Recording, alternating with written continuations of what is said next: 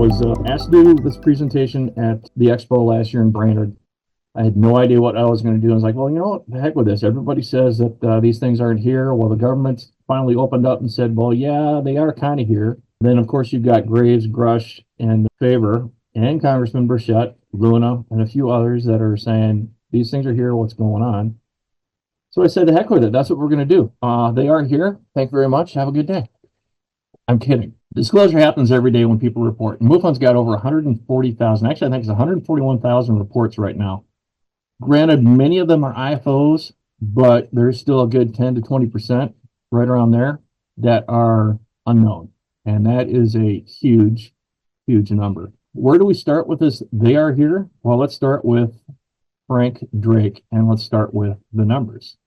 Who is Frank Drake? He is responsible for the Arecibo message, and he is also responsible for the Drake equation. So we're going to break these down, kind of get into them a little bit here. The Arecibo message is called the Arecibo message because it was transmitted from the Arecibo telescope in Puerto Rico in 1974. It was aimed at the globular cluster Messier 13. This is the Arecibo message right here, so we'll kind of break this down. And there's 8 different sections to this. Starts off with the numbers, the universal language of math, numbers. The second part of it, which is the purple part, those are the atomic numbers of hydrogen, carbon, nitrogen, oxygen, and phosphorus. And those are the elements that make up DNA. The green part is the formulas that make up DNA in binary code. The white and blue helix-looking thing, that is the number of DNA nucleotides, and it's a graphic of the double helix. The red guy down there, along with the blue and the white on the left and the white on the right-hand side, that is the size of the average human being and the human population at the time, 1974, which is 4 billion. And then number 7, which is the yellow part, that's the graphic of the solar system, which obviously includes Pluto because at the time Pluto was part of the solar system, as we all learned. And the third one from the left, the third small one, is elevated to show that that's Earth and that there's living beings on there.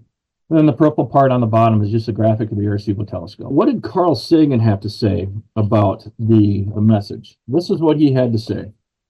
He said, decoding the message forms kind of a pictogram that says something like this. It says, here's how we count from 1 to 10. Here are 5 atoms that we think are interesting or important, which are hydrogen, carbon, nitrogen, oxygen, and phosphorus. Here are some ways to put these atoms together that we think are interesting or important. The molecules, and forgive me for if I chop these up, but the molecules of thymine, adenine, guanine, and cystosine, in a chain composed of alternating sugars and phosphates. These molecular building blocks are put together to form a long molecule of DNA comprising of about 4 billion links in the chain. The molecule is a double helix. In some way, this molecule is important for the clumsy-looking creature at the center of the message. That creature is 14 radio wavelengths or 5 foot 9.5 inches tall. And there are about 4 billion of these creatures on the third planet from our star. There are 9 planets altogether, 4 big ones towards the outside and 1 little one at the extremity. This message is brought to you courtesy of a radio telescope that is 2,430 wavelengths or 1,000 feet in diameter. And that's the Arecibo message in a nutshell. It's going to take about 25,000 years for this message to get to the center of that Messier 13 globular cluster. And like everything else, the cluster's moving, we're moving at about 240,000 miles an hour through space. The cluster is also moving. However, considering the vastness of space, in 25,000 years, it's going to be about the center of that cluster when it gets there. And it wasn't really meant as a true conversation with aliens. It was more meant as a just a proof of concept type of thing. So the Messier globular system cluster, or the M13, is located in the Hercules constellation pictured right here. So if you look to the right, you can't see it, but I think you guys can see my, you can see my pointer. Here's Arcturus right here. Right over here would be the Big Dipper. If you follow the Big Dipper's handle, it will point towards Arcturus, which is a really bright star in the sky. Up to the to this side of Arcturus is a constellation that looks like a U. And then right here is Hercules, and right here is Messier 13. And it will appear as a fuzzy star because it's not a star, it's a galaxy. And this is a picture, an actual picture of the cluster right there. Okay, well, did we get an answer in 2001? We're going to talk about that later. Okay, so back to Frank Drake, and we're going to talk about the Drake equation now. This is the Drake equation, broken down pretty basic, and is a number of civilizations capable of interstellar communications. R, which would be the rate of star formation in the Milky Way galaxy. FP is the fraction of stars that have planets. NE is the number of planets that can support life. FL is the fraction of planets where life is initiated. Fi would be the fraction of planets that have intelligent life. And FC is the fraction of planets that life is technologically capable of interstellar communications. And then the last L there is the lifetime before they go extinct. So obviously there's a finite amount of time that a civilization is going to exist, that they're going to be able to transmit into space or have, interstellar communications or capabilities. Because if they're anything like humans, at some point, we're probably going to destroy ourselves. Hopefully not. We can plug some numbers in here. In 1961, Drake postulated that in the Milky Way galaxy, that he figured the rate of star formation was about 2 per year, 2 to 5, right around there. The fraction of stars that have planets right now, it's 1. We know that. Just about every star has planets. NE, the fraction of planets that can support life, is anywhere between 1 to 5. Fraction of planets that life is initiated, probably at least on one of them. And number of planets that, or a fraction of planets that have intelligent life, probably at least one of them at some point. Fraction of planets that life has invented interstellar communications, about 10 to 20%. And a lifetime before they go extinct could be anywhere between 1,000 years and 100 million years. So those are a lot of numbers, and this is what it came up to. About 20 planets, which doesn't seem like a whole lot, to 100 million planets in the Milky Way galaxy alone are capable of interstellar communications. Now, if you think about this, there's over 200 billion galaxies in the observable universe alone. So let's multiply that out. You've got 4 trillion to 20 quintillion planets in the observable universe that are capable of interstellar communications. What about the Fermi Paradox? For those of you who heard about Enrique Fermi, he's a physicist, or was a physicist at the Mountain View in California, the SETI Institute. And in 1950, he was at lunch with several of his colleagues, and he just kind of blurted out, well, where are they? And he's talking about, obviously, alien life. If Drake says there's a bazillion civilizations out there capable of interstellar communications, why haven't we seen any? What's going on? The paradox, obviously, is the conflict between the argument that intelligent life must exist in the vastness of the universe, but where's the evidence? Well, how far back in time should we go to talk about this? According to ufologist Linda Moulton Howe, the Earth has possibly been visited by aliens for over 270 million years now. She got this information from an NSA insider, and she's talked about this on her Earth Files YouTube channel several times. The question really kind of arises, if they've been visiting here for 270 million years, are we, as in you and I, those of us that are here, are we the first civilization that's been here? How many have come before us? Why don't we see evidence of them? But how old are the pyramids? What about the Sphinx? There's a black pyramid supposedly in Alaska that you probably know about. There's pyramids in China, former Yugoslavia, for those of us old enough to know where that's at. There's some in the Antarctic, and there might be other places too. But why don't we see them? Well, maybe we obviously already do. So Linda Moulton Howe, like I said, she runs earthfiles.com and also the Earth Files YouTube channel. Highly recommend. Wednesday nights, she does a pretty good show. So the question is Earth a giant petri dish? According to her government source, says that there have been at least 3 factions or species of ETs that have vied for control of Earth over 270 million years and have performed genetic manipulation of modern humans. Well, where are they from? If that's true, where are they from? Well, there's 3 different places here. One of them is Alpha Centauri, which is 4.2 light years away. And actually, a rocky planet was discovered around Proxima Centauri in 2016, and that planet is similar to Earth. Does it support life? How about Procyon A and B? Supposedly, these are the Nordics, or the tall blondes, and they have been on Earth the longest as far as we know, or have been told, I guess. She's been told. They are the oldest race that we currently know of in the 30 solar systems that we have cataloged in our galactic arm of the Milky Way with the help of the blonde Nordics and the tall whites, according to Linda Moulton Howe's government source. And then you get down to Sirius A and B, which is 8.6 light years away, Nordics and water-living humanoids. The water-living humanoids, are we talking like mermaids or something like that? I'm not necessarily sold about mermaids here on Earth, but it's possible. But this also, could that be the source of the Dogon story, which we're going to talk about later. And we'll also talk about water-living humanoids a little bit later, too. Atlantis. She's regressed many people. A lot of these people, I shouldn't say a lot, but some of these people that have no connection with each other, don't know each other, are starting to tell her stories when she does kind of past life regressions. And the stories are correlating with each other. And you know, like I said, they're completely unrelated and don't know each other, but they talk about the beginnings of Atlantis and the beginnings of Lemuria, Atlantis being high-tech, Lemuria being very simple. The question is, well, how did it start? Well, in her book, she says that about 50 spaceships were sent to Earth for exploration, and unbeknownst to most of the people on board these ships, they're actually designed to crash.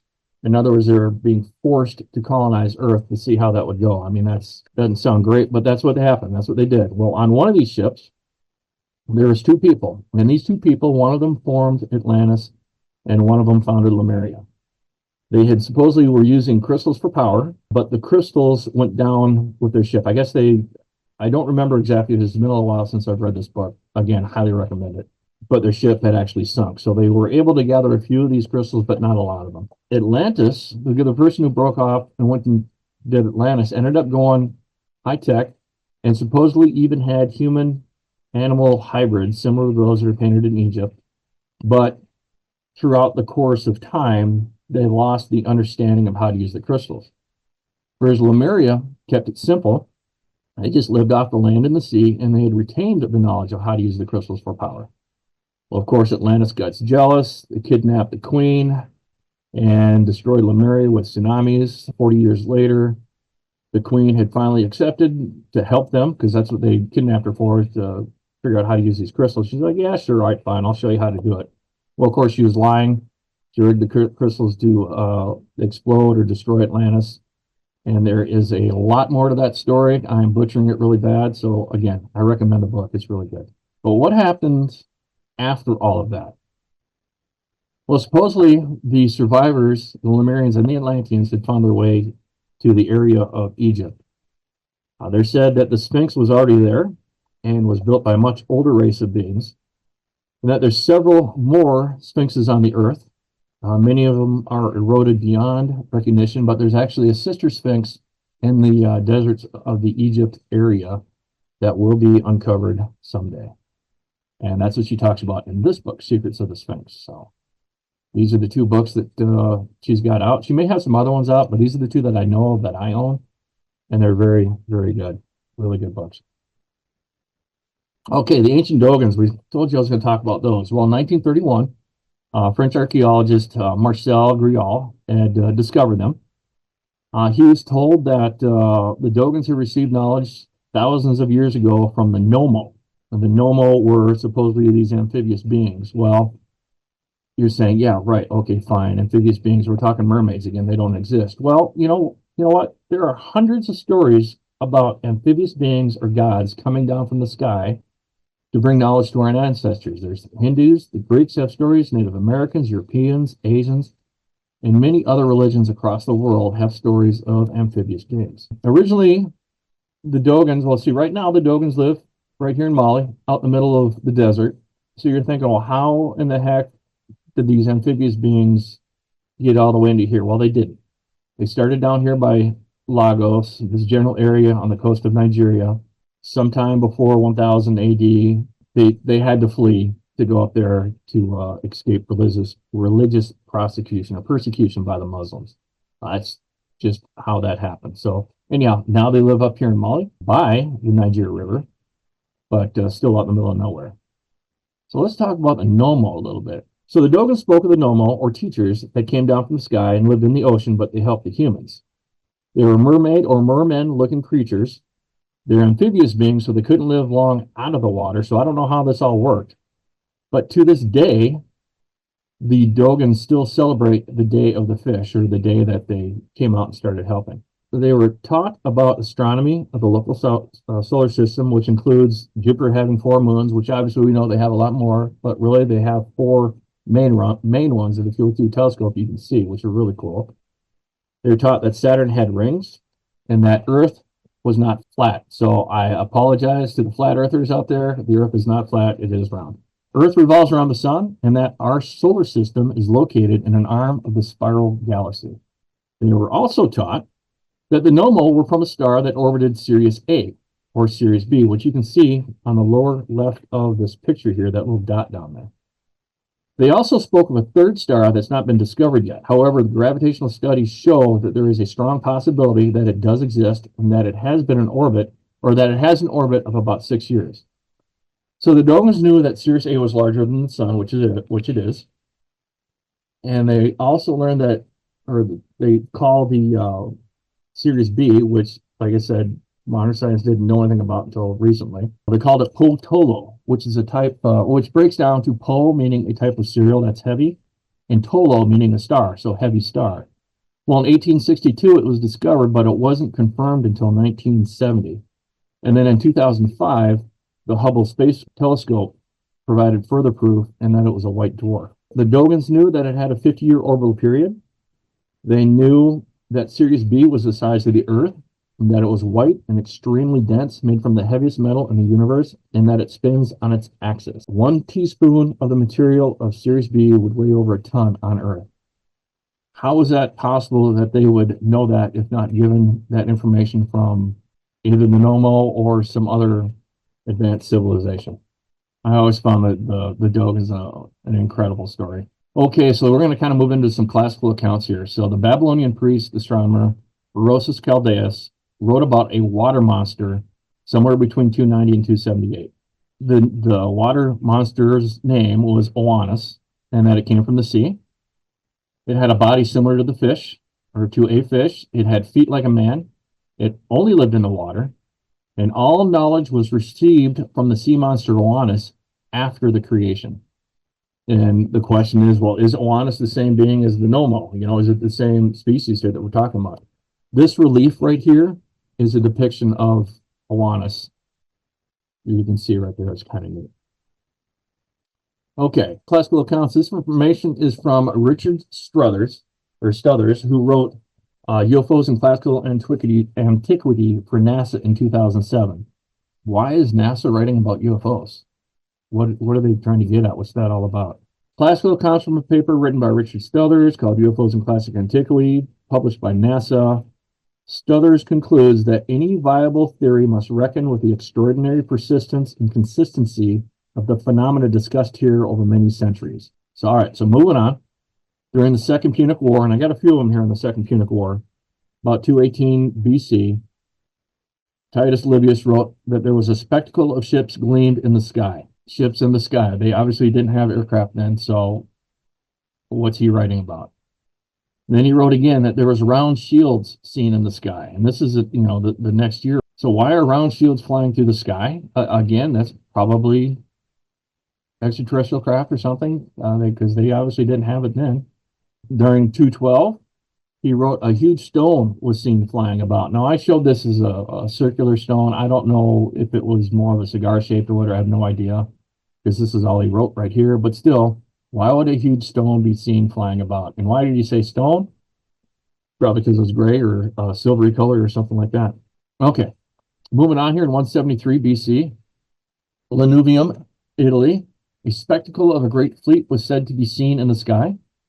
In 154 BC, Campsa, Italy, weapons appeared to be flying in the sky, referring to defensive weapons or shields. And in 104 BC, the people of Tudor observed weapons in the sky rushing together from east to west, those from the west being routed. It's possible that this was an aerial attack or something similar to what was witnessed in Nuremberg in 1561 or in Basel, Switzerland in 1566. And we'll talk about those in a little bit too. AD 65, near Judea. On the 21st of the month, there appeared a miraculous phenomenon, passing belief. Indeed, what I am about to relate to you would, I imagine, have been deemed a fable were it not for the narratives of the eyewitnesses and the subsequent calamities which deserve to be so signalized. For before sunset, throughout all parts of the country, chariots were seen in the air and armed battalions hurtling through the clouds and encompassing the cities. What in the heck is this guy talking about? I don't think in AD 65 we had aircraft yet.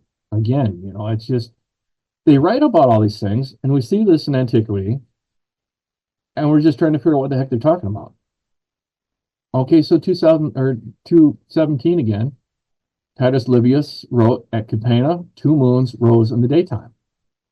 And then sometime between 151 and 146 BC, a little before the Achaean War, a comet blazed out, not inferior to the sun. At first, it was a fiery red disk emitting a light so bright that it dissipated the night. And then little by little, its size dwindled and its brightness faded. 2 moons during the daytime. I don't know about that one. Now the second one could be a meteor. I don't know. It says little by little, size dwindled and brightness faded. Well, what kind of time frame are we talking about that? So that one I could actually maybe say it was a meteor. But you got to rule out ball lightning for either of these because it was too bright. Bull-eyed. At first, I thought maybe this lasted too long. Sundogs, I doubt it, because they would have seen that more often. Meteor, I don't know. So that second one there, I'm not 100% sure on. In 91 BC, several Romans on a journey saw a gold-colored ball roll down from the sky to the earth. After growing larger, it was seen to rise upward again from the earth toward the rising sun and to block out the sun itself by its size. Ball lightning, no, because the average size of ball lightning, about 23 centimeters, give or take, right around here, about that size. And a bull-eyed, no, it lasted too long, and it took off. It came down and then took off again. And then in about 91 BC, a spark seemed to fall from the star and to grow as it approached the earth. After it had become as large as the moon, light was diffused all around it, as if on a cloudy day, and then retreating to the sky, the object changed into a torch. Did a smaller craft come out of a mothership? The diffused light, though, that's an interesting one because it's kind of typical of a lot of sightings. You hear, how come we don't have a solid picture of UFO? Well, Mr. Meyer in Switzerland may have taken some, but it's also been understood or thought about that it's possible that you won't get a solid picture of it because the field around it is actually kind of diffusing the light. You actually hear that quite often.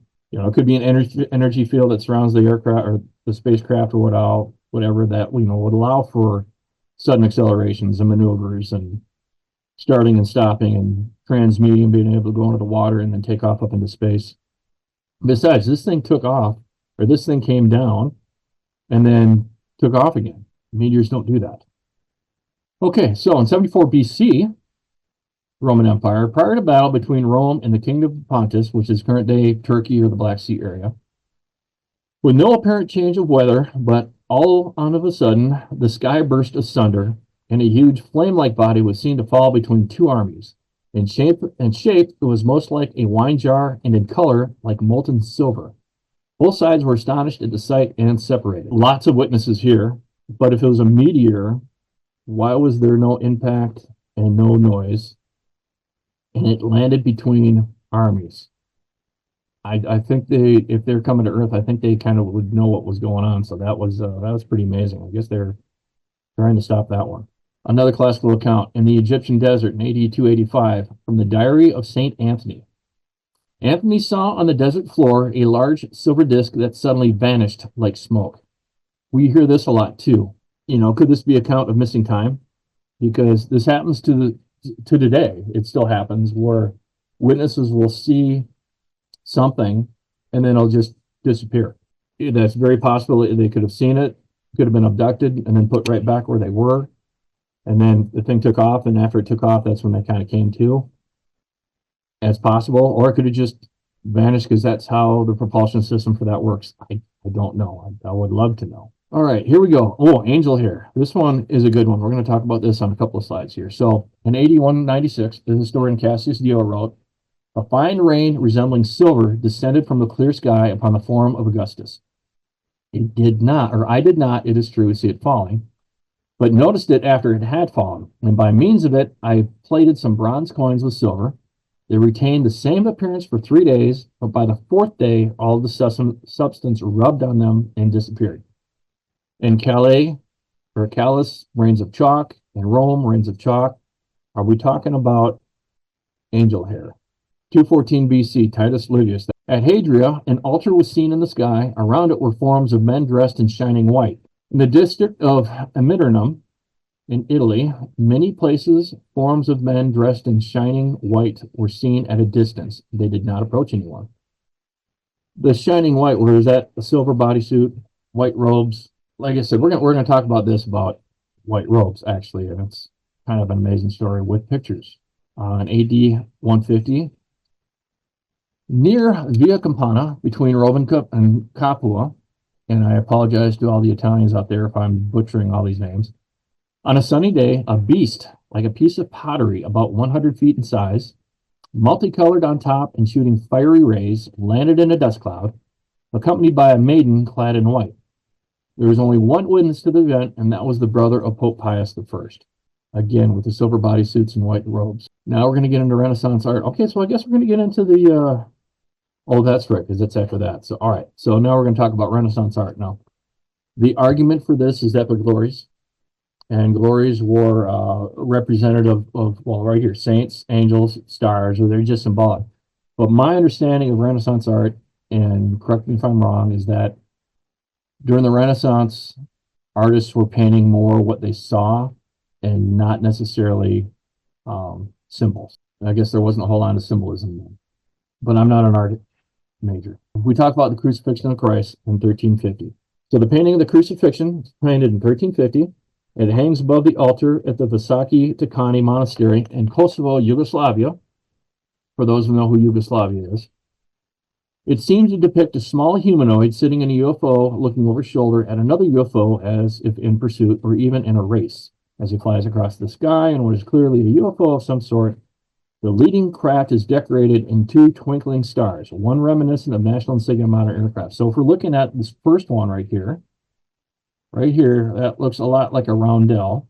I realize there's one here too, so maybe it was just how we wanted to do it or whatever. But I'm not sure why you would paint people inside this, and why is he looking behind him and he's looking forward, and it doesn't make any sense. Here we go with the miracle of the snow. Okay, this is where we're going to kind of get into the angel hair thing. This is painted by Marcellino di Panicale sometime around 1400. The artist depicts the legend of a mysterious snowfall that was said to have taken place in Rome on a hot day, which was August 5th, 352. The painting shows Jesus and Mary hovering overhead in what historians describe as a cloud, while townspeople below look at the snow on the ground. The Pope and a wealthy benefactor built the Basilica di Maria Maggiore on that spot, while August 5th is commemorated each year by dropping white rose petals from the dome of the church in the semi-reenactment of this event. Now, I look at this picture, and for such a renowned artist, I'm kind of confused why the clouds look the way they do. And I know I might be reaching here, but they don't really look that much like clouds. Maybe the one Jesus and Mary are on, but the other ones just don't really look like it. Angel hair. These photos were taken in 220. No, that's not Renaissance. But the person that took these pictures was very reliable, very credible, and somebody that I do trust. This person wrote, "At first I noticed a weird vacuum feeling, like something had sucked all the air and sound out of the environment. I looked out at my lawn and wondered if some kids had thrown that fake Halloween spider web on my lawn, but I also noticed that it was not on the adjacent neighbors' lawns. Then I saw the angel hair falling from a clear blue sky and assumed that it was just a spider migration. Well, I didn't see a craft, just a clear sky. However, the spiders only migrated onto my lawn. And as I said, my lot's only 60 foot or 20 meters wide. I went back into the house to get a plastic baggie, and when I came back out, they had stopped falling, and there were clumps on the lawn. So samples were taken. About 1/3 of a quart-sized bag was filled with the substance, but it turned into gel and then disappeared. If picked up by hand, the substance would just disintegrate and disappear. The bag was put in the freezer for analysis, but the person was never able to find anyone to have it analyzed, so they ended up just throwing the bag away, which is a shame. But this was before the MUFON lab was kind of up and running, so there wasn't much they can do about it. And this is an actual picture of angel hair right there. 1954 in Florence, Italy. Talking about angel hair. Soccer match in Florence, Italy, 1954 was stopped mid-game due to a sighting of two cigar-shaped UFOs that moved slowly over the pitch. The UFOs seemed to be falling apart or dropping a strange substance, a glittery silver substance. As people tried to gather it up, it would disintegrate as soon as being touched, just like the previous slide. Several people did manage to gather some of them and got them analyzed. Now, they're talking that those trying to debunk it were saying, well, it was just spiders, just spider webs. Well, the chemical makeup of spider web is nitrogen, calcium, hydrogen, and oxygen. Whereas the chemical makeup of this substance was boron, silicon, calcium, and magnesium. Definitely not a spider web. Very interesting. I mean, I don't know where you go with this, but at least it's something. If the person in the previous slide could have gotten an analysis done on what they had, it'd been really interesting to see if it was close or the same. Okay, so back to art and the Annunciation with Saint Midias in 1486. So this picture, or this painting, depicts the Virgin Mary at the moment she realizes that she'll give birth to the Savior Jesus. The information came from a perfectly round cloud above the Virgin Mary, but the beam is supposed to depict the glory of God being bestowed upon her. But then why is there a person here that appears to be looking up at the cloud? Because if it was a glory, or if it's just a metaphor for the glory of God, why would there be a physical object for this person to look at? Again, something to think about, right in front of our eyes. The Renaissance art, Madonna and Saint Giovanni in the 1400s. Over the shoulder of the Madonna is a UFO-looking cloud. Well, why would that even be there? And why would the shepherd be looking at it? And not only is the shepherd looking at it, but you can see down here in the lower right, the dog is looking at it too. It's kind of hard to see, but there it is. And if that's a glory, that's a pretty subdued glory, if you ask me. So, are they putting these things just right in plain sight for everybody to see? Okay, so the Triumph of Summer Tapestry in 1538. So the Black Hat UFO that you see in here, you can't see it very well, but it's there. The Black Hat UFO seen in this tapestry is also depicted in the tapestry Magnificent from 1330, and I don't have a picture of that one, so I apologize. But it can be seen as possibly a political move. So now we're going to kind of talk about maybe some symbolism here. But one could associate themselves or the authority with UFOs. So the intention might have been to show that your rule was overseen by the divine. There is no doubt UFOs were witnessed during this time frame, but the UFOs could easily have been associated with the divine or the Lord from above. Let's take a look at another one. The glorification of the Eucharist in 1595. This one is kind of weird. It's supposed to depict the creation globe, but it almost looks like metalwork. I mean, you've got this knob down here on the lower left, and it kind of looks like a seam that comes off of that and goes up towards the top. It looks kind of like Sputnik, but let's not, force that too much. It could be a depiction of a spherical object that the artist had seen at some point, and having no real frame of reference, it's possible the artist just associated with the divine. Because how many of these silver orbs have we seen lately? And have they just or had around for a long time? All right, next one. Israel, put your hope in the Lord in the 1600s. So this one, it said that this painting depicts the Old Testament prophet Elijah going to heaven. Well, then why does it look like this object is descending rather than ascending? And it appears to be looking like your typical UFO. So as with the tapestry, is the real meaning to associate Israel with the divine by associating the church with the UFO or with a heavenly body? And the baptism of Christ in 1710. So this painting is an attempt to capture the Bible verse, Matthew 3:16, which reads, "As soon as Jesus was baptized, he went up out of the water. At that moment, heaven was opened, and he saw the Spirit of God descending like a dove and alighting on him." But then the question is, if this is a glory again, why is it perfectly round? What are the four beams of light that are just straight coming down? And we did say earlier that, UFOs could have been associated with the divine from above, and you just give higher statue to whomever's using this as a reference, if it's a reference. So here we go, 1561. Let's start getting into some historical news here, right? The Nuremberg, Germany dogfight of 1561. Something strange did in fact happen in Germany during the morning of April 14th, 1561, between 4 and 5 a.m. Several objects were seen in the air that appeared to be in the midst of a dogfight. There is also a report of a crash, although there has been no follow-up or information if the crash site was ever found. The entire account was recorded by German publisher Hans Wolf Glosser, and he wrote, "Beyond balls of red color, bluish or black, and circular discs, two large pipes were seen, within which small and big pipes were found, three balls, also four and more. All these elements started fighting against one another, and the fight seems to have lasted about an hour, but then, from the sun in the sky, it fell onto the earth as if everything was burning, and with great smoke, everything got consumed." So it's saying that there was a crash. You can kind of see the crash in the lower right, but there's never been any evidence of that. We've never been able to find that.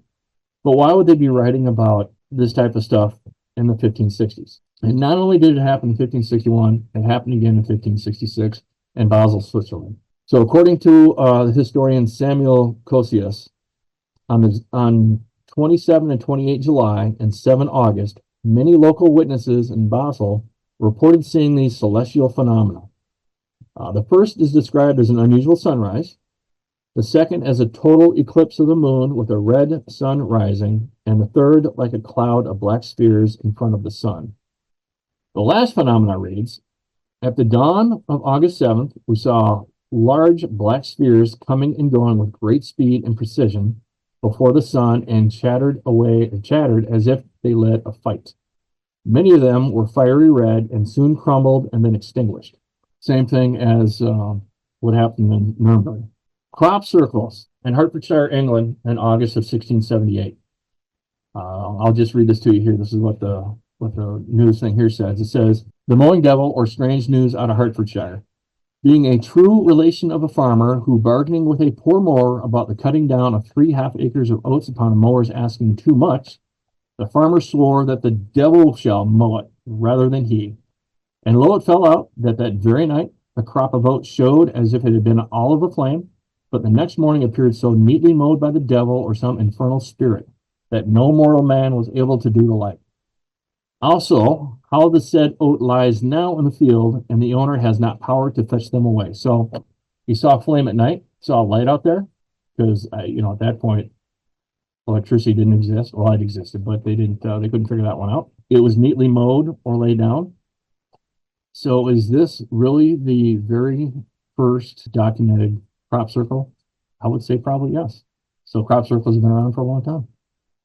Speaking of crop circles, in 2000, a crop circle appeared in Subaltern, England. No one was quite sure what it depicted, which is this one on the lower right, or I'm sorry, lower left. It's that one right there. It wasn't until a year later that a second crop circle kind of gave the answer. A face crop circle appeared in the field right next to the Arecibo telescope, which was what was used to send the message. Then 4 days later, the Arecibo answer came up. You had the one that happened in 2000, and then a year later, the other two show up. So you got the face on the 14th, and the answer was on the 19th. And of course, the answer resembles the original. So the crop circle that appeared 1 year earlier in 2000 became apparent that it was actually a dish or device that was used to send a message from the alien world or the ship. But, if it's 25,000 years one way, then how did they do that? Well, it's probably a lot closer. So let's talk about this. So let's take a look at it. So here's the original and the answer that goes side by side for comparison. The numbers are the same. The atomic numbers of everything was the same, except they added silicon. Scientists in the 70s actually discovered that silicon played a much larger role in DNA because without it, our joints, cartilage, and skeleton would be very rubbery. The sanding would be difficult, if not impossible. The formulas that make up the DNA were pretty much the same. The triple helix is interesting because engineering a triple helix DNA strand is useful for suppressing certain genes and could be useful in curing or building immunity for disease. So it seems that the triple helix is actually a marker of genetic manipulation. The size of the human, or the size of the alien as composed to the human. The alien is smaller. It shows that the alien population is over 12 billion. And then the graphic of the solar system is different. The solar system code is a simple line schematic from left to right. The glyph version also has a sun and two inner worlds. This is followed by three elevated icons indicating that three worlds in the center solar systems are or were inhabited.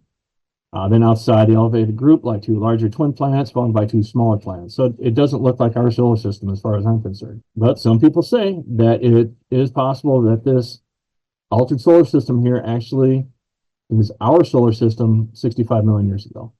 And there's several reasons that they say that. Okay, so first, it would be extremely coincidental to also have two inner planets counterpart to Mercury and Venus in our first alien communication of another solar system. Recent studies of more than 60 extra solar systems have revealed, with only a couple of quasi-exceptions, that none which even begin to resemble our own. The second reason for believing that this is ours is that the twin planets in the glyph.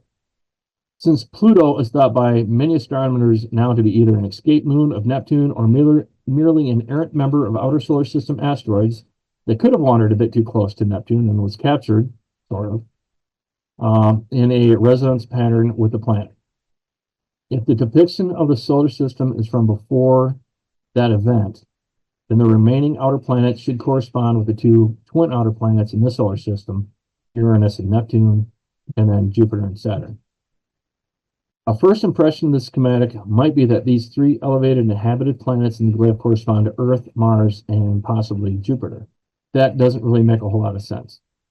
Is the fifth planet the present-day asteroid belt? Did it have some cataclysmic event and was destroyed by either a comet or perhaps by themselves? Or was Mars a moon of one of these two planets that happened to survive a collision between the two? Who knows? It's the explosion collision of this fourth and fifth planet 65 million years ago, which resulted in the literal vaporization of the bulk of these two planets and the few orbiting fragments that we see as current asteroids. Of course, such a catastrophe would have been devastating to any life or populations on these former worlds. And of course, they're depicting there that the alien race had upwards of 12 billion people. But it could still be a depiction of a solar system that we have not yet found. Then, of course, on the bottom here is the final section of the glyph, which is the response. It appeared in place of the Arecibo telescope in the original. They have this other form that maybe that's how they or what they use to transmit this message. And right now we have no idea what that even is. So as you can see on number 7 there, I said I disagreed with 65 million years ago. Could it possibly be TRAPPIST? And here's the TRAPPIST solar system right here. So the thing about TRAPPIST, it was just recently discovered. James Webb supposedly is going to be looking at it at some point. I don't know when. You can see our solar system down at the bottom. And then the TRAPPIST system, the star is really tiny, which is why it could fit inside the orbit of Mercury here. But it also shows that there are 3, almost 4 planets in the habitable zone. So TRAPPIST is about 40 light years from Earth. We know of 7 planets, but perhaps we haven't seen the outer 2 yet, or however many more. The 4th, 5th, and 6th planets are in the habitable zone, according to NASA now. Water is abundant on many of these planets. NASA started reporting on TRAPPIST in 2018. There's an aerospace whistleblower that claims our government already knows about the intelligent life in the TRAPPIST system. It says the 4th planet out, which is designated E1, is very similar to our Earth. James Webb's data on the 1st planet closest to the dwarf sun says that it sucks. So I guess that means no life there. We already know that TRAPPIST-1 has 2 planets that have intelligent life. And a remote viewer has said that there is life on the 4th, 5th, and 6th planets, including aquatic intelligent life. And the whistleblower also said that the remote viewer also said that there's a couple of large ships in the systems. Okay, in 2008, closer to home, in Boston.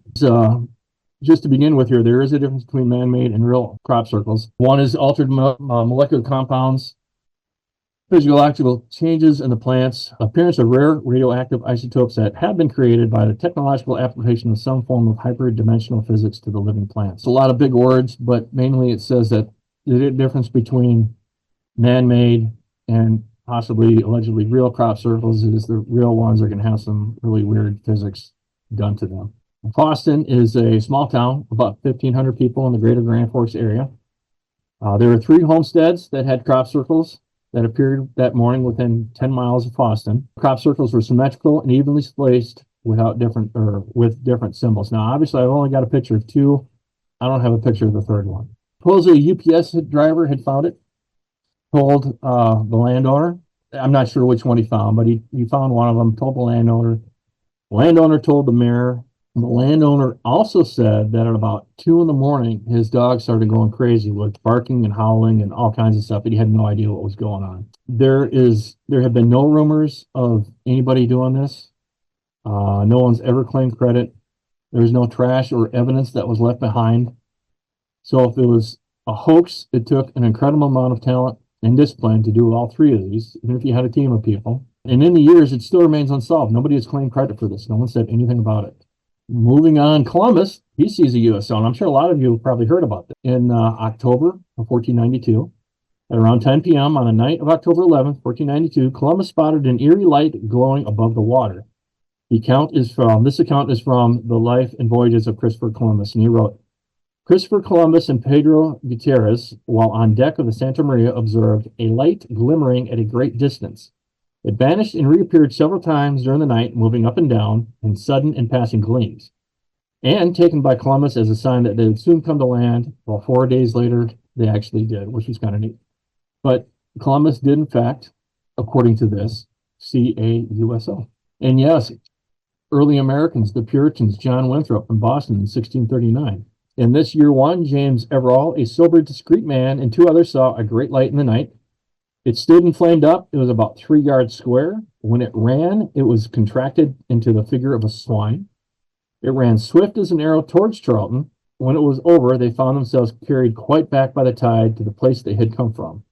Other credible people saw the same light afterwards at about the same place. They were on a river when they saw this. When it took off, it got brighter. 3 yards square. Was it spherical? Was it square, rectangular? When it says it contracted to the figure of a swine, does that mean that it had the shape of a tic tac? I don't know how far away it was. But the interesting thing here was that they said that they found themselves carried quite back by the tide to the place where they had come from. Does that mean that there was missing time? And that they, either the ETs or whatever, put them further back, or that they just put them where they were and they didn't come out of it till they were further back? So, I mean, it's very interesting, and there's other witnesses that saw the same object. And this is John Winthrop right here. And this is in Boston in 1644. The 18th of this month, 2 lights were seen near Boston, or a week after, the light was seen again. A light like the moon arose above the northeast point in Boston and met the former, and there they closed onto one, and then departed, and closed, and parted diverse times, and so went and flew off and vanished. And this is about 8 o'clock in the evening, and was seen by many people. So lights joined and parted. Is that like lights coming off a mothership, or what it was? There's other witnesses that saw the same object. There is a video on our website under snippets, if you go to look at our channel, where you just see, and this was taken over Lake Superior several years ago, where you see a series of lights, 3 or 4 or 5 lights, and they kind of seem to be dancing kind of around each other. And it makes you wonder if that's kind of what this was all about too. So you get the chance, check that out. Samuel Drake, Boston, 1644, which I believe this is the same account. So during the past winter, there had been seen many strange lights and many noises heard, to the great affrightment of the inhabitants. As 3 men were approaching the town in a boat at about midnight, they saw 2 lights rise up out of the water near the north point of Town Cove, and after passing about in the direction of the town, they vanished away. The lights were then seen for about a quarter of an hour. So it's the same story that John Winthrop talked about, but this happened about 4 hours later, and other witnesses had seen the same object. So again, it's the same. You know, there's enough people to corroborate this that it probably did happen. Okay, in 1800s, this happened in California. It's kind of a funny one, so I thought I would put it in here. So Colonel H.G. Shaw was driving in a buggy near Lodi, California, and he saw a landed spacecraft. They said it was metallic surface, featureless. You know, it had a rudder and pointed ends, which I've seen, or I've had people draw before for me, which is kind of neat. Obviously, for 1896, that's not normal for a blimp or a dirigible or anything like that. He said it was 25 feet across, about 150 feet in total length. We saw three slender 7-foot tall beings. The craft emitted a warbling noise, which is kind of typical. They came up to Colonel Shaw, tried to force him out of the buggy. Shaw fought him off valiantly. They gave up, fled back to the ship, and they took off. And a mystery light appeared over several nearby towns 2 nights later with hundreds of witnesses. Did he fight him off, or was he just trying to save face and started talking about it? He's like, oh yeah, okay, well, I'm a big colonel, so I actually fought him off and they went away. So actually, I think if the beings are coming after you, they're probably gonna win. But anyhow, I just thought that was kind of humorous, so I thought I'd put that one in. The Aurora, Texas. This one there's been many shows about this. You can find this one on YouTube, all kinds of different things. So there's this mystery ship that crashed in Aurora, Texas, back in 1896. It busted through Judge J.S. Proctor's windmill and destroyed his flower bed. So I feel bad for the flower bed. There were strange hieroglyphics on the wreckage. The pilot had actually died in this crash. The locals described the pilot as a small, petite Martian. So being the good Christian people that they were, they gave him a Christian burial. They gave him a headstone that supposedly depicted the craft, but that can't be located or corroborated anywhere. A replica was put on there, but it was quickly stolen by unscrupulous UFO investigators. But where's the ships or the rest of the ship? Nobody knows. Supposedly parts were put in a well, but no one's been able to get to the well anymore.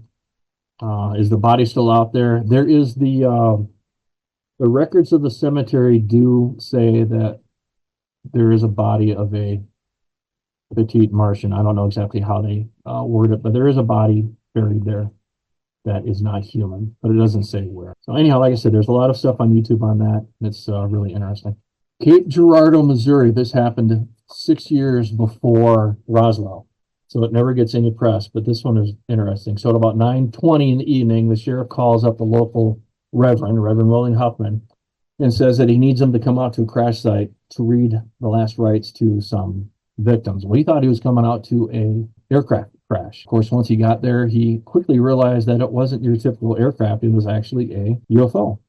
Well, the saucer was metallic, had no seams, but it was broken open in one place. There was 3 5-foot tall aliens with big heads, and one of them was still alive. So 2 of them had died, one was still alive. Now, obviously, this is during World War II, or just prior to World War II. So swearing people to secrecy was easy back then, the whole loose lips sink ships type of deal. So it was easy to keep everybody quiet. However, there is proof to this. There are fire department and police department records that show that something did happen that day, that the military came out and removed a whole bunch of stuff. And there actually was a picture of an alien taken, and there's 2 copies of this picture. Nobody knows where that picture is anymore. Unfortunately, I would love if this was the actual picture there in the upper left, but obviously it's not. It's just a reenactment, so it was something similar to that. The Battle of L.A. They say that the U.S. mainland had never been bombed, except for some balloon type of bombs that the Japanese rigged up. Well, that's a lie, because actually Santa Barbara, February 23rd, 1942, a Japanese sub that actually surfaced and shelled a oil field. They did minimal damage, didn't hardly do anything, but mainland had been attacked. That was February 23rd. Well, 2 nights later, between 3 and 4 o'clock, on the left-hand side, you see a picture. This is an actual picture. They see something flying over LA. It's not responding to any radio traffic or anything. They have no idea who it is, so they start opening up on it. They shot 1,400 rounds of anti-aircraft ammo, thousands of rounds of 50 cal. Never brought anything down. Now, there's conflicting information on this one. The 4th Air Force says that there was nothing there. Well, as you can see from the picture, something was there. The War Department said, well, actually, it was light planes from the subs. Japanese subs, they actually did experiment with this. They actually did have a couple of airplanes on a couple of ships. But I don't think, I looked it up the other day, and I apologize now, but I don't think that one active till like later on in 1942. But that was actually a real thing. But then they also said, well, maybe it was a commercial aircraft that was flown by the Japanese. Well, okay, great. But no bombs were dropped. No aircraft were shot down. 1,400 rounds of anti-aircraft ammo, 1,000 rounds of 50 cal, and they couldn't bring that down. Are you kidding me? Anti-aircraft ammo at that point could reach up to about 37,000 feet. And most commercial airliners back then didn't fly very high. If it was weather balloons, why was nothing shot down? Because it's not like they're moving. And you can tell by the angle of these spotlights that it's not that high in the air. So the fact that they didn't shoot it down is just amazing. After the war, the Japanese, they were asked, did you guys ever fly over LA? And they absolutely denied it. Said, no, it never happened. The Trinity crash in 1816 or 1945 on August. There's this great book, Jacques Vallée and Paula Harris wrote this book together. So the witnesses that were there was two kids that actually watched this whole thing happen. Their ages 9 and 7. Jose Padilla, which is pictured here with Jacques Vallée, was there along with, I don't remember if it was his friend or his brother now, but I think it was his brother. They said it was an avocado-shaped craft. It wobbled as it descended. It actually hit a communications tower, so the communications tower was damaged. It kind of carved out the ground as it hit, so it hit with some force. There was a hole in the side of the aircraft, however, other than that, it was relatively intact. The kids looked inside. They were they said that they saw three creatures, and they're short, about the same size as the kids were, so right around about 4 foot tall. They're humanoid. They were breathing the air. They didn't have a helmet or mask or anything else. They had sharp eyes. I don't know what the definition of sharp eyes is, but we can probably use our imagination. They had almost no mouth and a very little nose. They were wearing coveralls that looked gray. They stayed inside the object so that the kids saw them only through the opening. They didn't actually go in and check it out. Supposedly the kids had taken a souvenir of angel hair. They haven't been able to produce those. They're gone, but those could have been fiber optics. Jose Padilla said, there was a rainstorm the day it came down. We heard something like a sonic boom, and we saw some smoke. We got on our horses, and the thing had hit that very high tower. Then it spun around, descended to this area, and crashed, leaving a long gash in the earth. And not long after this, a bomber actually flew over the crash and confirmed it was there. I read that. I believe I've read that in the book. That is something else. So again, it's corroborated, not just by the kids, but by other people too. That's another decent book. Recommended.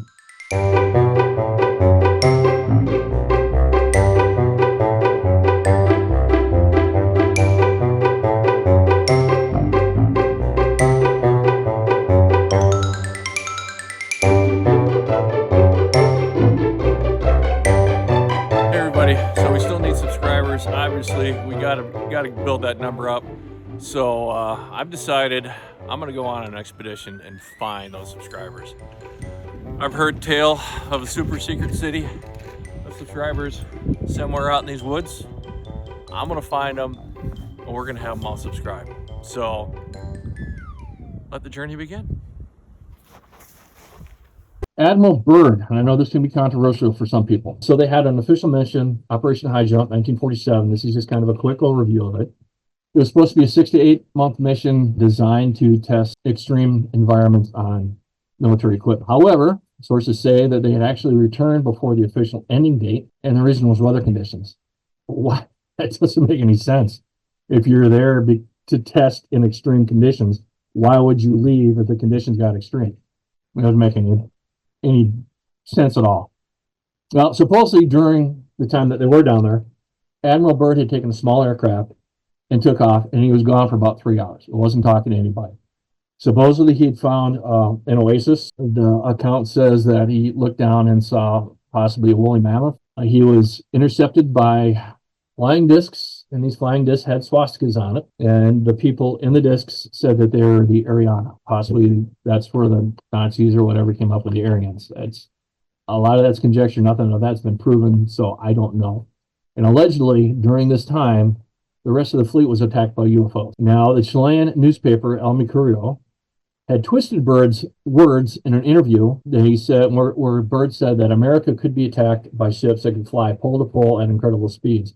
But what he actually said was that America should be prepared to be attacked from the poles. I mean, that makes sense, because to go from right where we are right now to Russia, the quickest way to get there is going to go right across the top. So maybe that was it. Well, Byrd was debriefed in D.C., and the mission was classified as top secret. However, when the wall came down in Russia, 1989, 1990 timeframe, there was a release of UFO documents, and some of those documents were actually about Operation High Jump. Supposedly, according to these documents, the mission was actually to find and destroy a Nazi base in the Antarctic.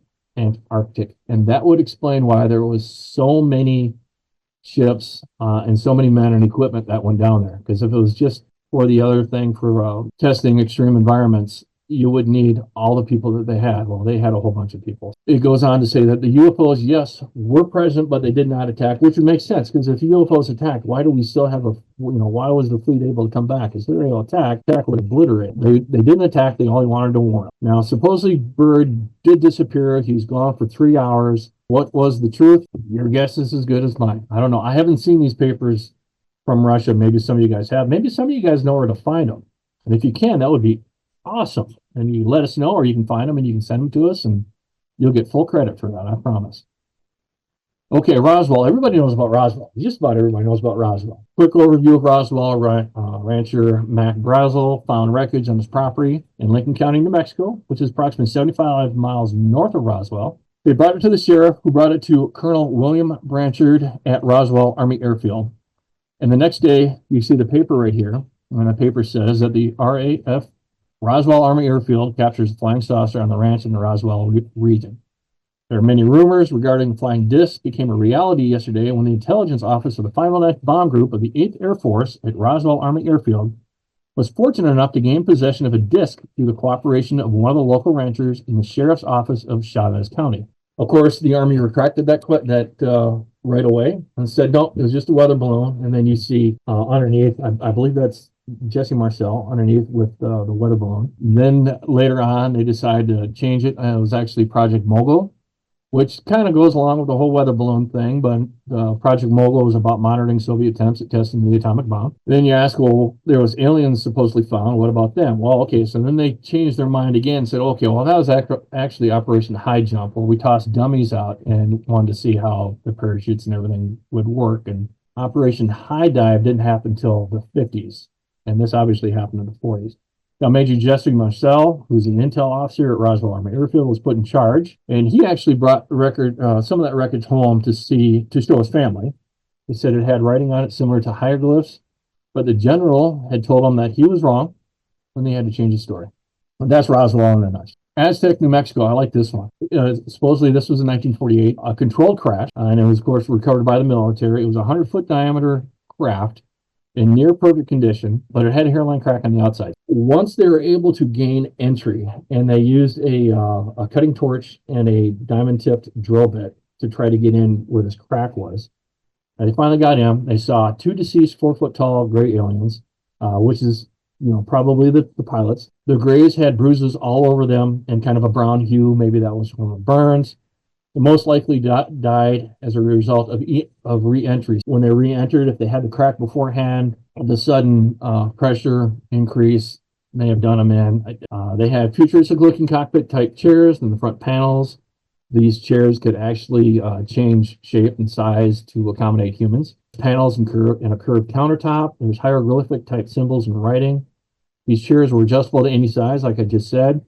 And they're connected to some type of invisible track on the floor and glided around the panels. Maybe that's kind of a magnetism type thing, or I don't know. They said they're invisible. I'm going to go with a magnetic type of track. And in the lower level, this is where it gets interesting. The lower level, or the cargo area, there was 14 tube-like chambers that could move in and out of the wall by push of a button. Okay. Well, 12 of these 14 tubes had bodies in them. 10 were very human-looking, and 2 of them were grays. So you had the 2 pilots, and you had 2 more grays downstairs. Well, they took one of the grays out, and they realized that this gray actually still had a heartbeat, that it was still alive. So at that point, they realized that these chambers that they're in were actually cryotubes. So they took these cryotubes, sent them to Los Alamos, and they were able to revive 1 adult and 3 of the children. And the children were actually infants, about 6 months old. The human is very similar to Earth humans. He spoke English, telepathic. They did have differences in the heart, pancreas, and the lungs, and they actually had 2 livers. Many interviews were conducted. You can find those at a website that I have down below. I don't remember exactly how it all came up, but the adult ended up going back to wherever he had come from. But he said, as far as the children that they revived, the children can stay there. So supposedly there are at least three alien beings, humans, here in the U.S. to this day. Eisenhower at Palm Springs. This story goes around all the time too. He goes to a golfing trip in 1954, goes to Palm Springs. Supposedly he cracks his tooth on while he's eating chicken one evening.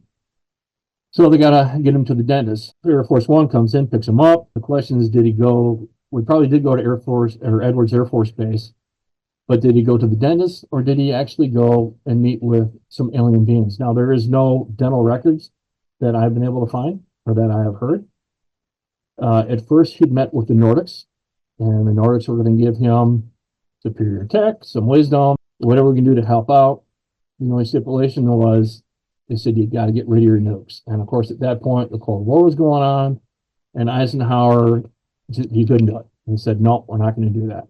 Well, later on in 1954, supposedly Eisenhower had now met with the Greys. And the Greys said, well, yeah, we'll give you superior tech, not a problem. However, you got to let us abduct a few humans here and there, and you got to let us abduct some cattle for whatever it is we need. And I guess Eisenhower thought about that, and it's like, well, I think superior tech is good. Just make sure the humans don't remember anything. And of course, that doesn't always work because a lot of humans do remember stuff. That supposedly happened to Eisenhower in 1954. Hopkinsville, Kentucky, 1955. This one's great. We had Geraldine Sutton Stiff back in April, I believe, last year. Check out the YouTube channel on that one. Her presentation's there. Wonderful woman and great story. I've always found this story amazing and fascinating. The witnesses said that he saw a flying saucer land near the farm. It was about 7 p.m.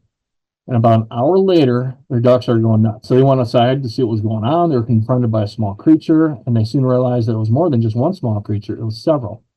They had large eyes that seemed to be glowing yellow, a pointed head, long spindly arms and legs, webbed hands with talons. They're about 3 foot tall, wearing metallic or reflective suits, and they smelled of burning sulfur. In other words, they stunk. These creatures seemed to terrorize them for quite some time. They'd shot at them. One was hit, fell out of a tree, but then it floated away. There's a glowing spot where it hit. So was that kind of their blood? Was it not? You know, what was going on with that? At one point, one of the witnesses had walked outside, and you can see in the upper left how there's an overhang right there at the door. Well, he walked outside the door, and one of the creatures was actually right above him and reached down and grabbed his head. So at about 11 o'clock, they were finally able to go to the police station and tell them what the heck was going on. Well, of course, nobody believed them. They went out there anyhow, said, all right, fine. So the local police chief went out there, the state police went out there, and they were able to get military police out there too. Yeah, the MPs from Fort Campbell. But they couldn't find any evidence of a hoax. There was bullet holes everywhere, windows were shot out, shell casings all over the place. So the next day, the police investigators came back out, because obviously, like I said, this is the middle of the night. So the next day when the light came up, they came back out to check it out. The witness sketches were all consistent. They saw something. And ufologist Isabel Davis wrote a 200-page report, which is published decades later, and she believes it was all real. Well, Geraldine Sutton Stiff also wrote several books, which I have down on the lower right, and she is obviously a family of the witnesses and heard all of these accounts firsthand. I love this story. This story is absolutely amazing, because I've never heard or seen anybody else with a creature like this. This is kind of one of a kind. Nellis Air Force Base, Mr. Charles Hall. We had Charles last year, and we were very, very lucky. Our meeting and his presentation is actually the very last presentation that Charles is ever going to give.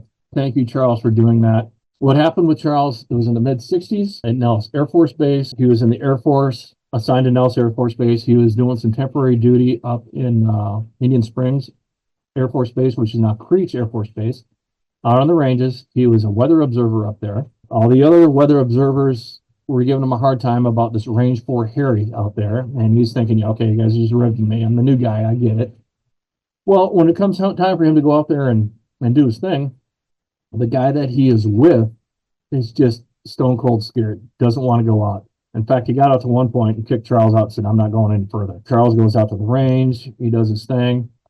Well, after a little while, he's been out there for a few days or a couple of weeks, and he notices a child out in the desert. wandering around. He's like, well, what the heck, a child out here. So he walks out to try to help this kid. The kid obviously is keeping their distance because they don't know each other.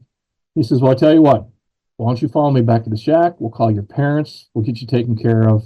Not a problem. So as he walked back to the shack, looking over his shoulder, making sure the kid's going to follow him, he gets back to the shack, and when he turns around at this point, he sees one of the tall lights with the child. And it was at that point that he realized, whoa, there's a lot more going on. He's got a book series called Millennial Hospitality. His new book, NW24T, is Norwegians with 24 Teeth.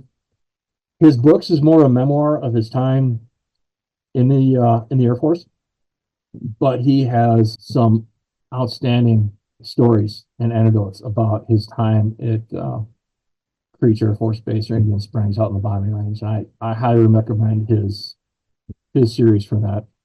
Definitely. Great set of books. Okay, let's see. 1971, 1917 in northern Minnesota, of course. This is my very first on-site investigation. Thank you, Anna, for going out with me on this one. She helped me out with this one.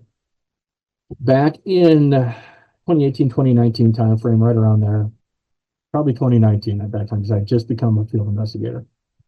My wife and I had gone up the North Shore. We're staying at a log cabin up there. Dodge's Log Lodges. I recommend that place. Great place. They're right on the water.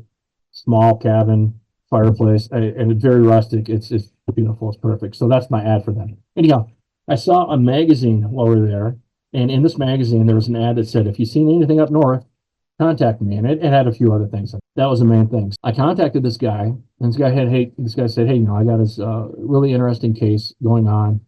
Something that's probably up your alley. Why don't you come up here and check it out?" So it's like, okay. Initially, the case was about these lights that dance around each other, like I was talking about earlier. That's what the whole case was all about. But as I was talking to the witness, I then found out that there was actually a possible landing in 1971 and another possible landing in 1972. And he actually has family history of this kind of weird thing, too. Now, the findings that I have on here, I don't know if I have another slide on this or not, but the findings on this one were that this circle right here, it's a 16-foot diameter circle that nothing grows in. That's what the thing looks like 50 years after it happened. We were out there in 21 or 22, maybe 23. I don't remember exactly. Anna could probably tell me more. And there's a dead spot out in the middle of the woods where nothing still grows. That was probably where this thing had landed. They may have had some missing time. This, like I said, this story it's kind of a long story, but we'll talk about that some other day. So we did the analysis on this, deeper levels of the samples that we took. It was evidence of high heat, a lot of carbonate. So there's evidence of high heat. Nixon and Jackie Gleason. Of course, these guys. Well, Nixon and Gleason played golf together. They liked each other. They talked about UFOs all the time. Within one evening, Nixon picked up Mr. Gleason, took him out to Homestead Air Force Base to a building there that had supposedly the wreckage of a UFO. When they both walked in, Gleason saw 6 to 8 square freezers with small bodies in them. There's 4 tables with small bodies on them. They said they're about 2 foot tall. So, I mean, we're talking tiny. Small, bald heads, very large ears. Maybe they were like the Hopkinsville one. Well, in 1986, Gleason had recounted the story to ufologist Larry Warren, and that's when this whole thing started. So it's possible that Gleason and Nixon knew about this. Alabama, December of 1990, because this one I know fairly well. On the upper left that's where Dothan, Alabama is. Well, that's not Dothan. That's actually Fort Rucker, which is now Fort Novosel, Alabama. This person was going through flight school, woke up in the middle of the night, looking over towards the door. He was on the top bunk. Okay, we got a couple of bunks in here. It was 3 roommates. One guy's on the bottom. The other person's up on this top bunk where it says me. And then you see on the lower right, there's another bunk. There's another soldier over there. He woke up in the middle of the night. He's looking from the top bunk over towards the door, and he sees a creature, your typical gray. He said that the head of this creature was right at doorknob level. That's how tall it was. He's thinking, great, well, what can I do here? Maybe I can just make a bunch of noise, get some other people in here, wake up my roommates, everybody can see what's going on. But then he thought, but if I do that, then if I'm dreaming, I'm going to look like a complete fool. This was the end of flight school for him. He wasn't going to push it. So he just decided, heck with it. I'm just not going to move, because that's what I learned. And he learned in the military was just be quiet and just observe. So he just sat there really quiet and observed this thing, checked him out. he looked at, the top of the head, on down the shoulders, down the long, lengthy arm. Then he thought, well, hey, maybe I'll take a look, see if he has some insignia on his chest. Well, just as he thought that, this creature saw him, looked over at him, pointed his finger at him, and then moved his head. He could see his mouth moving, but couldn't hear anything. He was obviously communicating, but he couldn't hear him. And next thing he knows, he hears in his mind, in his head, close your eyes, he'll think you're asleep. And he says, hey, that's a great idea. Who talks to themselves like that, right? He says, hey, that's a great idea. So he closed his eyes, right? Well, he closed his eyes, and then the next thing you know, when he wakes back up, they're all gone.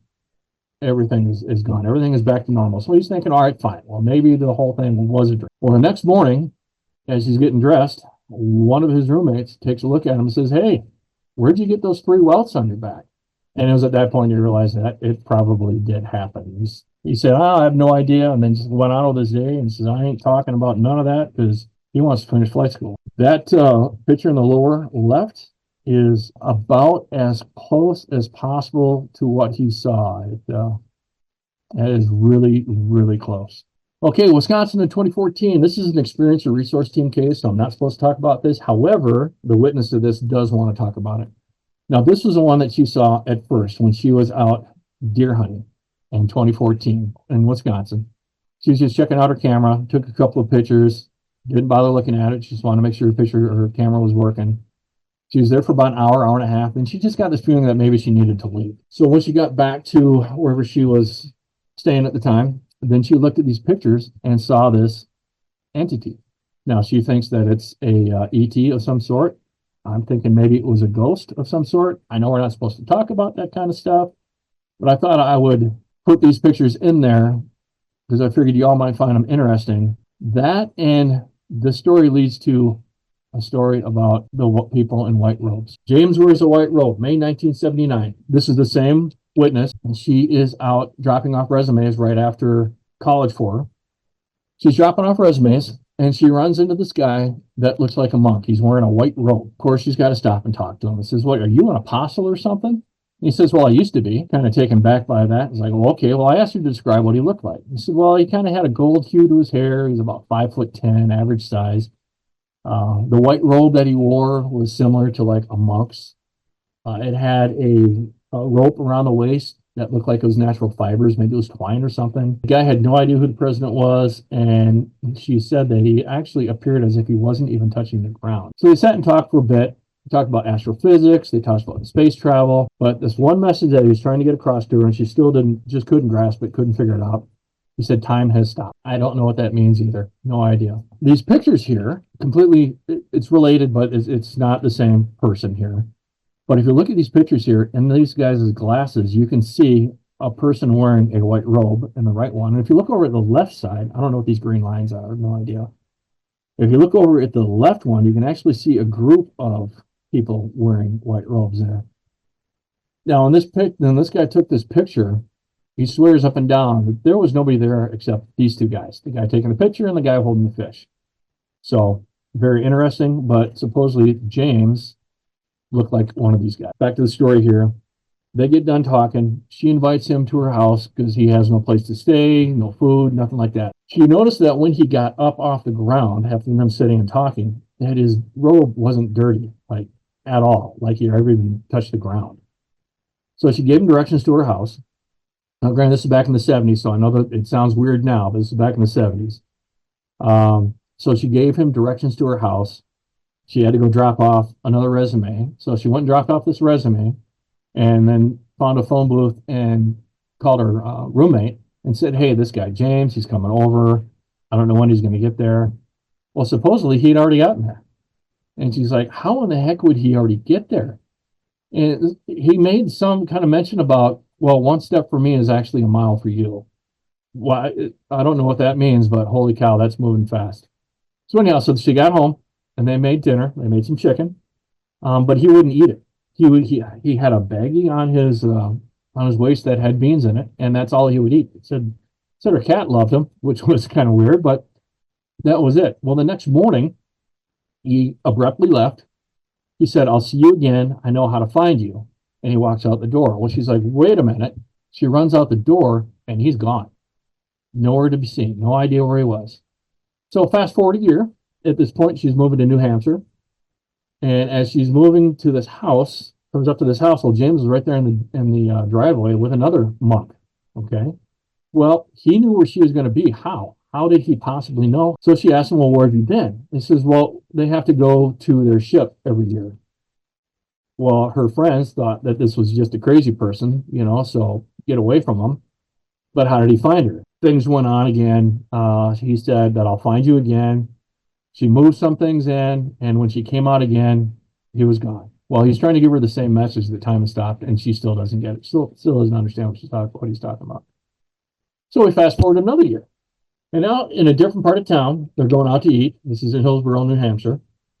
She saw about 22 people on the corner, and every single one of them was dressed in this white robe. Just like this picture taken over here, a bunch of these people dressed in white robes. She ran over to them, and James wasn't there, but she asked him, says, are you guys friends with James? He said, yeah, well, we know him. He says, well, where are you from? And then they just started in, well, we have a message. And the message is people have forgotten to take care of each other. Well, she tried to talk to him and see, well, what are you talking about? Where's James? What's going on? And they just kept saying the same thing over and over again. People have forgotten to take care of each other, like it was some kind of program message or something. Well, her friends actually thought she was talking to homeless people, so they tried to pull her away. And, they're struggling. Hey, let's not talk to them. They're homeless people. Let's just go. She turns back around to say something to these guys in the white robes, and they're all gone. Every single one of them. Fast forward another year, and now they're in Concord, New Hampshire. She's helping her friend move, and she found a newspaper, which was the Concord Monitor of May 1982, and it had James' picture at the Capitol. And he was quoted as being there to check on the Capitol and to make sure that people were taking care of each other. Well, she'd cut it out and kept it in the dream diary, but then 2 weeks later it disappeared. And she had never seen James again. That's an amazing story. And to have photographic proof somewhat of this over here, because when I talked to the witness, we did a three-way conversation with Paul, and I'll rest in peace. He's part of the ERT. He was part of the ERT. And this is one of the pictures that he got from a friend of his. Okay, great. The Las Vegas one of 2023, right? We're going to kind of end on this one because I think this is towards the end. Green streak through the sky, which at this point we're thinking that was just unrelated. Just another a meteor one that went through the sky. But the witnesses said that they felt this thing land. They saw lights but couldn't see a craft. They could hear footsteps on the ground and on their roof. They said that they saw the aliens, that they were 8 foot tall. They had big eyes, shiny eyes, and that they were greenish skin cover.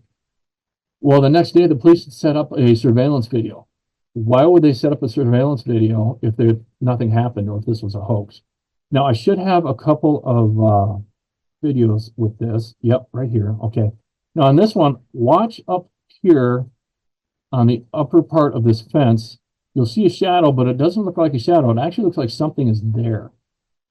Maybe I'll set. It's one thing to squint at a fuzzy video on YouTube and then decide space aliens do or do not exist. And it's another thing entirely to subject those sightings that was recorded by that family in Las Vegas, and he applied his technology to try to debunk it. You can see Here he is on his YouTube channel, Crime Scene, discussing what he calls the entity in the family's backyard. Here we go.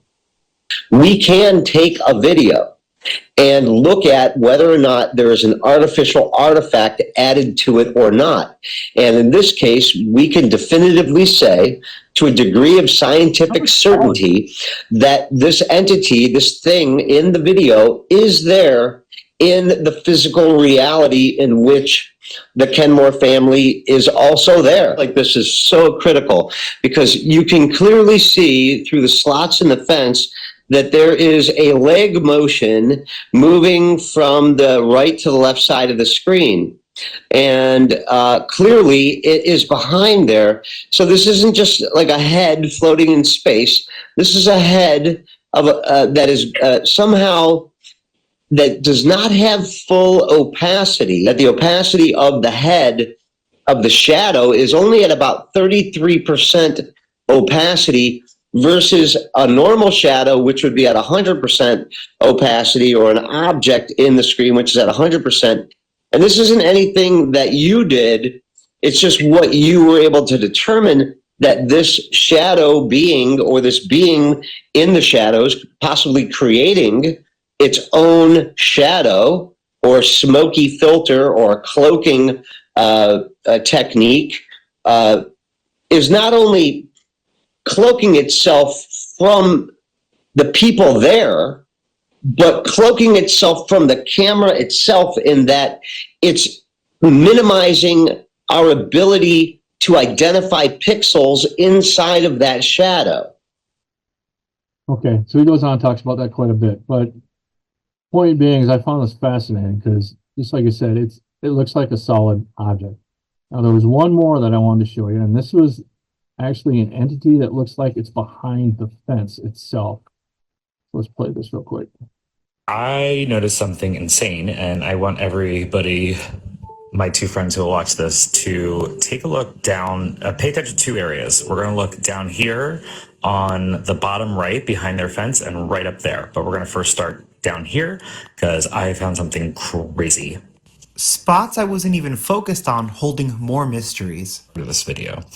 And I'm going to point out two things you need to pay attention to right here, which is the head. And if you look really close, and what you will see in about a minute is a hand. That I believe is some creature, non-human, crouching down. And that was its eye I just pointed at. And I want you to pay attention to what appear to be fingers running up the fence, as if it's kneeling down or something and peering out. And then there you go, see the fingers. And I think I go back and forth a couple times here, but it looks to me like there's a little other or a big creature looking through the fence on the bottom there, crouched down. I mean, maybe I'm wrong, but you tell me. And then there's his fingers going right up and down, up and down. Just looks like almost a human hand crawling up the fence. And at the very beginning, you see an eye. And I think right here, I show you the fingers. This is my really poor attempt at drawing over the fingers, but you get it. So what's really interesting about this is it is happening next to them and kind of in front of them, but behind a fence. Yeah, the fingers are really crazy. So I think I'm going to show up one more time, and then I zoom out, and I'll show you what even made me realize this was here. Just right now, there's actually a shadow figure. It almost looks like it's a dense, shadowy figure comes into frame. If you're looking right, at the three fence posts, While this TikToker showcases a being more to the left. Guys, and they're not human. They're 100% they're not human. Peaceful person beside it, and another one beside it, and it has big eyes and look at her. Okay, so anyhow, I just wanted to share that with you guys. And that's it. They're here. They're everywhere. They've been here for a long time. So, thank you. If anybody's got any questions, I'm here. I have a question, Jer. Yes, ma'am. Out of all of the stuff that you covered today, I would like to know your top two things that you see as most credible and important in kind of showcasing that UFOs really are here.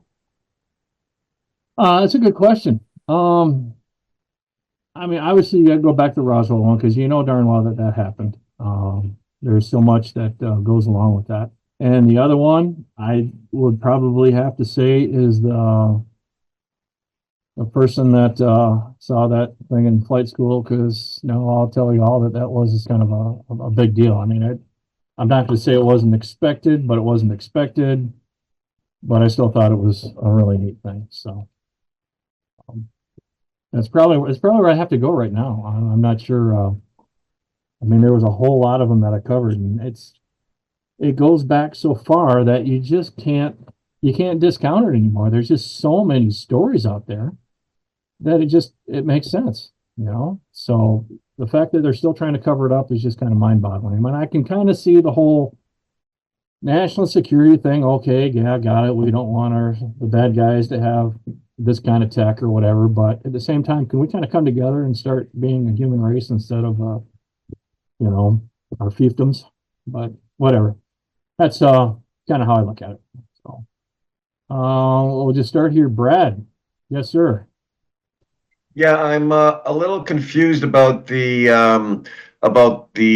people in the white robes. There were like, first of all, the person holding the fish had the capture of the individual in the white robe, but who is taking the fish? How many people actually witnessed this group slash individual? I'm a little confused as to how that actually took place. Sure. That scenario happened. Yeah, so it's just that gentleman there and a friend of his were fishing. He caught a decent fish. His friend took a picture. It was just the two of them. And then when they looked at the photograph, those people in white were they showed up. They neither one of them saw him. So when they took the picture, it was just the two of them sitting, or just two of them standing there. That was it. Nobody saw the people in white until they looked at the picture. Does that answer your question? Let me understand that both individuals that were on that lakeshore saw the individuals. Both those people on the lakeshore that took that picture or were part of that picture did not see the people in white. Well, that's amazing. Yeah, I agree. And you know, there's that the whole thing with photographs, and when you take a picture, just like when you use night vision goggles, for those that have had the pleasure of using those, there are certain wavelength frequencies that a picture will pick up that your eyeballs can't. And then same thing with the goggles, that there's frequencies that the goggles will pick up that your eyeball can't. So it may have been they were just happened to be at that frequency. So the camera was able to capture them, but not they never saw them there. So. Well, it reminds me of a story that a friend told me of him and his wife watching a craft out their backyard 100 feet away from the house. They never talked about it for 3 years, but when they did talk about it, each of them saw something different. Really? Yeah. So that, what you're stating there, they didn't see anything. It could have been a little bit of mind control. Thank you. Yep, you're absolutely right. That is possible. Darlene, yes, ma'am. Hi, Jared. Hi. I have a personal question. You've seen a lot, you've heard a lot, and you personally saw when you were in flight school. How do you handle it mentally and emotionally that you know unusual things are going on? That's kind of a good question. I don't let it bother me at all. I think that it's been going on for a long time. I have no problem. I really wish that we would be more open about it. I would like to see a society where we actually know and understand all that stuff that's going on. I think it would be great for the human race to be open with that. Me personally, I would love to sit down and talk with many of them, you know, and get to know and understand their society, their world, their architecture, their whole social structure, all of that, you know. So I would like to see that happen. But as far as to kind of get to your question, how do I handle it? I'm angry that we can't open up about it. You know, it's like when I saw that thing, you know, I was not scared at all, which I know kind of seems a little weird for some people. But when I saw it, I thought, hey, that is awesome. Check it out. What am I looking at? You know, fear never entered my mind, ever. So anyhow, I just wish people would be more open. Does that answer your question? Yes, sort of. It's like, you know, air is in front of you, you're breathing it, but you can't see it, but you know it's there. Right. So I just wondered how, you know, and I question myself, I have seen entities. So I question myself sometimes and I go, it's just my imagination. This can't be real. But you know it is. It's just hard to take at times. Right. That is true. Okay. Thank you. Thank you. Mr. Harmon, yes, sir. And then we'll get to Lou. Lou's next. With the creatures in white, didn't you relate something about somebody having interaction with him? Stayed in her house all night or something? Where does that fit in? Oh yeah, that was the first story that she told. The first time that she interacted with this person, James. She had invited him to her house that evening for dinner, for whatever. He slept out on the couch. They slept in the rooms, you know. So he stayed. They assume he stayed all night. The next morning, actually, what happened was this James person was talking with her roommate, and I don't know exactly the conversation, but it was enough that he was making the roommate angry over something, you know, and it was trivial, whatever it was. He's like, well, okay, fine, then I'll see you next year or whatever. And when he walked out, and then he just disappeared. So he did spend the night there, yes. Well, where does that fit in with the guy with the fish? The guy with the fish is completely separate. The guy with the fish was just a picture of what this person had seen. Okay, it was just an example. Those two cases are completely unrelated. Nobody knows each other. Does that make sense? Okay. Yeah. I just put it in there for kind of illustrative purposes. Picture of the white robe and the glasses is kind of unique because recently every Christmas we go to the grave sites and we put little flowers on the graves and all that, pay remembrance to our families and all that, and I always take pictures of the graves to show the family how pretty they look. When I review one of the photos, you see a woman in a white robe kneeling down at the one of the grave sites. And you couldn't see it with your own eyes. Okay, so I've wondered this for a long time. The pictures on the internet, like you showed the one of the gray white alien leaning in. Do you know if those are all like, I don't know what, Hollywood puppet things? All of those are, and are there, do we have any, besides that weird shadowy thing that was kind of creepy that you showed, you know, the video? And who knows, you know, if that's, I don't know. But do we have pictures? Are you aware of any that are, or is anyone? I don't remember his name. Anyhow, he supposedly has some pictures, and I think that was one of his pictures. I don't know if that's a real picture or not. I do know that when I look at that face, that's what I saw. Exactly. To detail, that's what I saw.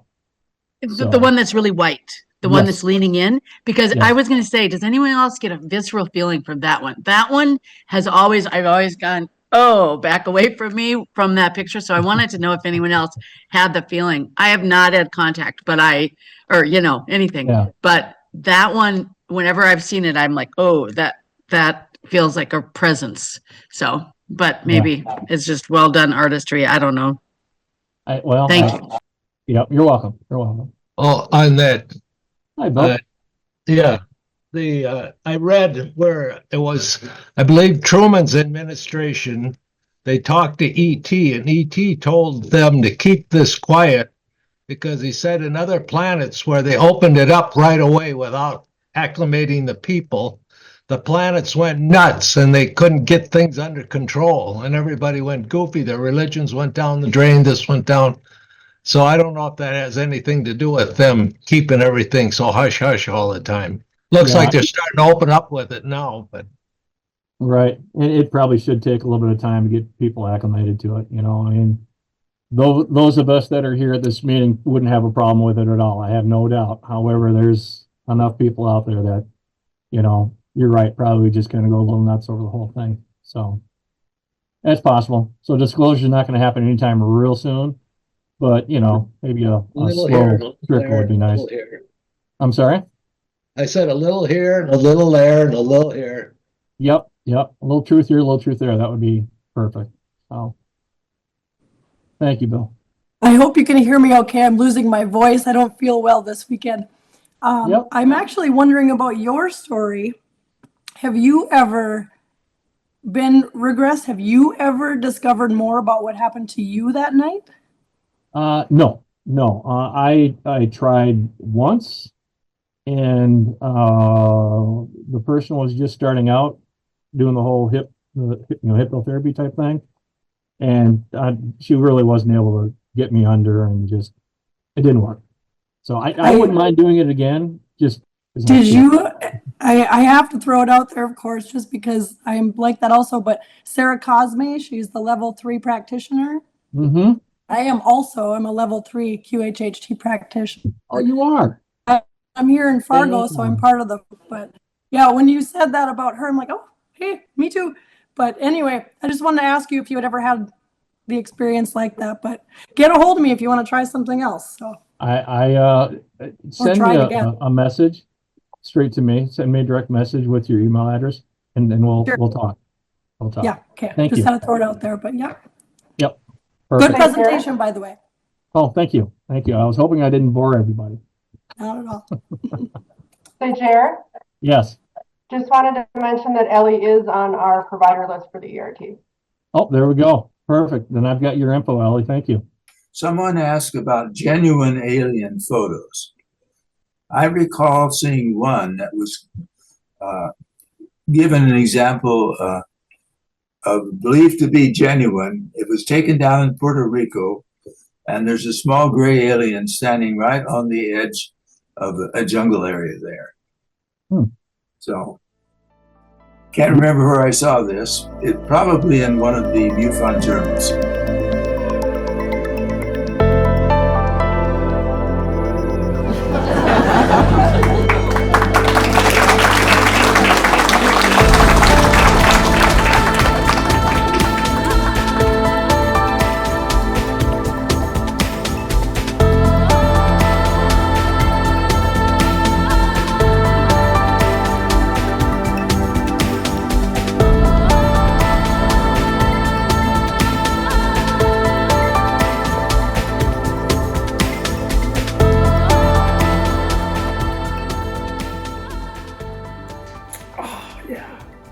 Martian soda, good stuff. Why are you guys still here? The meeting's over. Go home. Go home. It's all right. Go home. Oh.